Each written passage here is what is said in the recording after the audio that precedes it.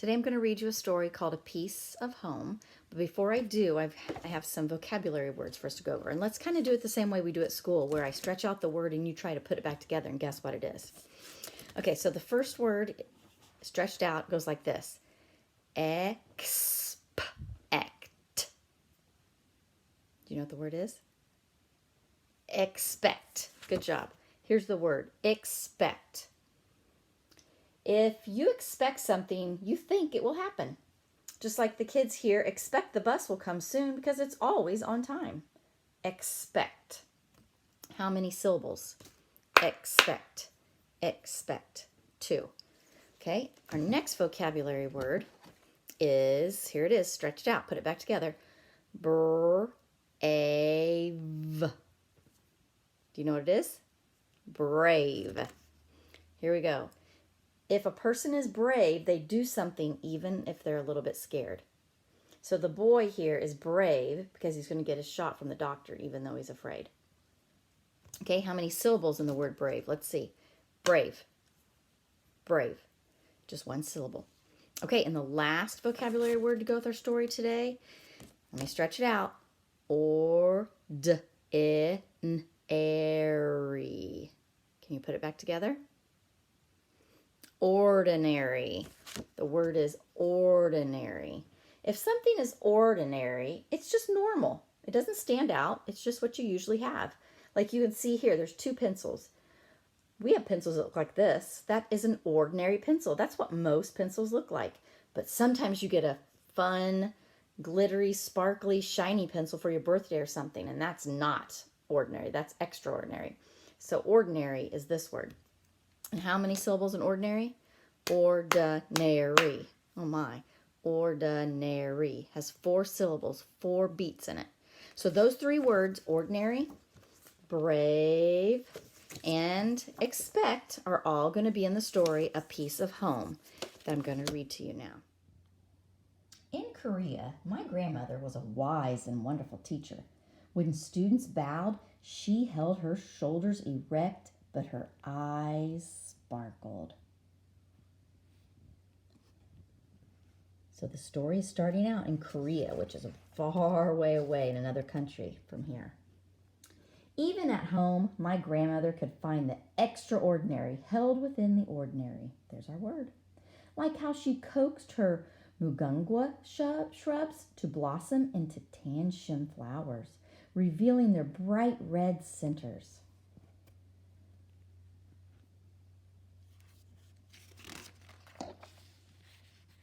In Korea, I was ordinary. A regular boy playing and laughing and bossing my little sister, Se-ri. I was not extraordinary, not different. I was just me, like so many others. So he's saying he's just ordinary. He's just a regular kid, nothing different about him.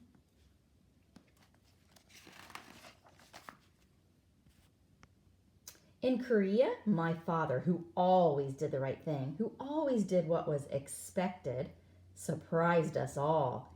He accepted a position at a law school in West Virginia. Who would expect West Virginia? He laughed, and so did my mother. I did not. Ooh, he does not look happy. So his father has accepted a job in West Virginia. That's a state in the United States where we live, so they're going to move a long way away. In swift movements and rapid time, I found my world packed into 3 boxes and 1 suitcase. Crated, nailed, and mailed to a house I'd never seen. You can see just how far away Korea is, that his things had to be mailed on a great big barge or boat across the ocean to get here. In West Virginia, my grandmother stays at home, and she does not hold her shoulders erect, and her eyes don't gleam. Not at all. So she's not happy. In West Virginia, I am not ordinary. I am different. My eyes are not big and round like everyone else's, and my hair does not tumble in thick curls to make a golden halo around my head. My new classmates, they smile and talk, but it's sharp noise Their names sit like stones on my tongue. Steve, Tom. So, boys and girls, you can see he feels like he stands out, like he's different than everyone else. And sometimes that can be hard when you're in a new place. Here, there are mountains like in Korea, but the sky seems smaller and darker. I miss the lights of our city. The dark here is so black. At night, I touch my eyes to make sure they are open. But when the pale moon is full and round, it looks like my face, and a little like the face of the woman who is now my teacher. My teacher is nice. She tries to help. She speaks slowly, as if I am stupid, lips snapping over sounds my mouth will not make. And the teacher's saying, "Can you say book? B-O-O-K, book?" See, he doesn't know our language. He doesn't know what she's saying. Wouldn't that be so difficult? I try to say, "I don't want to be here," and she just nods a lot and smiles, but she knows that I do not understand, and I know she does not understand. And you can see in his bubble there, he's speaking in Korean, and she doesn't know what he's saying. Oh, Say Ray also does not understand.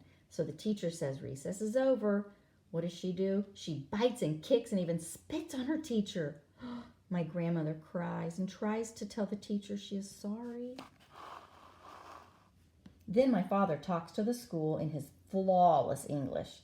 It is decided that my grandmother will go to school with my sister to give her a bit of ordinary. So the dad's on the phone and he says she's having a hard time adjusting. But I have no help. I wish I were little enough or brave enough to bite and kick and spit. He's just old enough to know better than to do that than his little sister. Well, days become weeks and weeks become months, and I learn the word bathroom and please. And I'm surprised that I can form words that make their meaning clear, though they still feel like stones heavy in my mouth. Look there, he's actually able to say the word pizza. The words, he says, they work though. Play with me, like in Korea. Pass it back, like in Korea. It looks like he's made a friend, and the friend says, "Let's throw it at the girls." And he says, "Okay." So it seems like things are getting a little bit better for him as time goes on. Grandmother is learning too, along with Say Ray. At dinner, she tells us about the other children in Say Ray's class and about their young teacher who's newly engaged. I mean, she's going to get married soon. Who helps my grandmother with English at nap time. And my grandmother, with halting words, gives her advice. That's nice that they can help one another, isn't it? Seems like everyone's getting a little bit more comfortable living in West Virginia. So one day, Steve says, "Hee Young, come over." My first visit to a friend. In his yard, I discover a red-centered blossom. Do you guys remember this? "Mugunhwa," I say. "Rose of Sharon," Steve says. "No, it's Mugunhwa in Korea," I say. "Well, it's Rose of Sharon here," Steve says. He remembers that from back home in Korea. They have the same flowers there that we have here. That's cool. When I leave, Steve's mother gives me Mugunhwa blossoms and a tender shoot to take home. "Oh, a piece of heaven," grandmother says. "A piece of home." And here he's telling her, no, here it is called Rose of Sharon. And she says, "Oh, it's a piece of home." My grandmother plants the shoot, and at the end of the summer, she takes one of the Mugunhwa blossoms and sews it into the wedding dress of her teacher friend, like our family does in Korea. And I can say, "Steve, come over," light like a bubble on my tongue, and that is ordinary in our new home.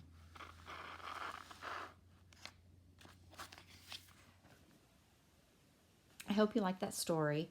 I hope that you really thought about what it would be like to be Hee Young and move to a whole new community and have to learn a new language and go to a new school and have new friends and a new teacher.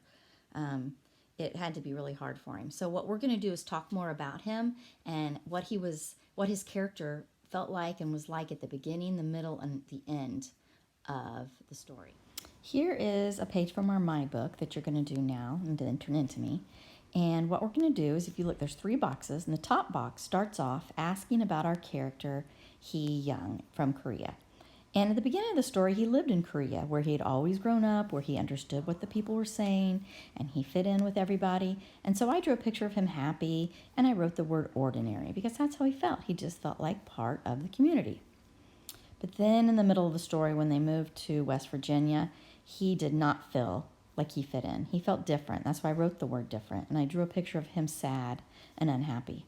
But then by the end of the story, he had made friends with Steve, and so I drew the 2 of them together, and he was happy, and he had learned to speak the language, and he felt that he was a part of the community. So you go ahead and draw the 3 pictures from the story of how Hee Young felt at the beginning, middle, and end, and then send it to me.